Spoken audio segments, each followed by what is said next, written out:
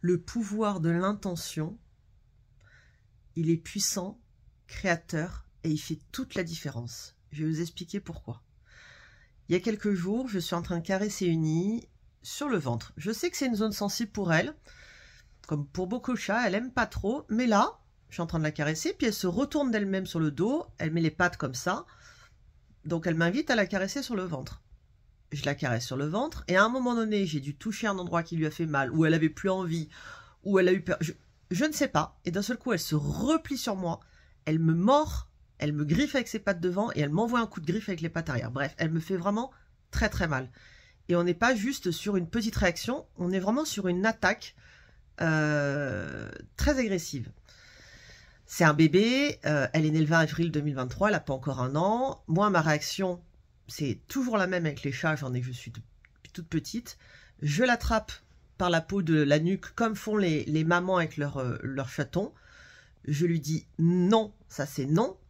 Je la repousse et je m'en vais. Je vais me désinfecter, etc., etc. Et puis quelques jours se passent et moi je continue ma vie avec elle. Je lui explique quand même que ce qu'elle a fait c'est pas bien, qu'elle est en sécurité avec moi, qu'elle craint rien, qu'elle a le droit de miauler, de s'en aller. Même elle peut même souffler, feuler si elle veut pour me prévenir que ça lui va pas, mais qu'elle n'a pas à m'attaquer parce que je représente sa sécurité, son amour, sa protection. Bref. Je continue à m'occuper d'elle comme je m'occupe, à la nourrir, à la brosser, à la caresser, à la câliner, faire attention à elle.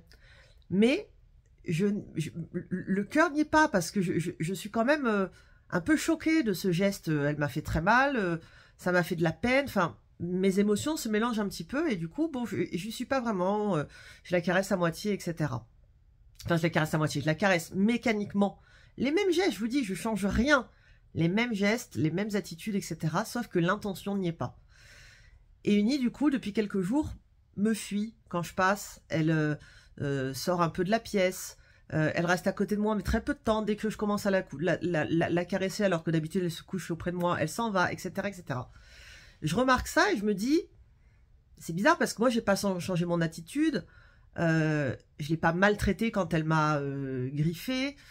Ça a été un non-événement, entre guillemets. Et je me dis, pourquoi elle fait ça? Et du coup, je vais la voir et je la caresse en lui parlant. Je lui dis, tu sais, machin, etc., etc.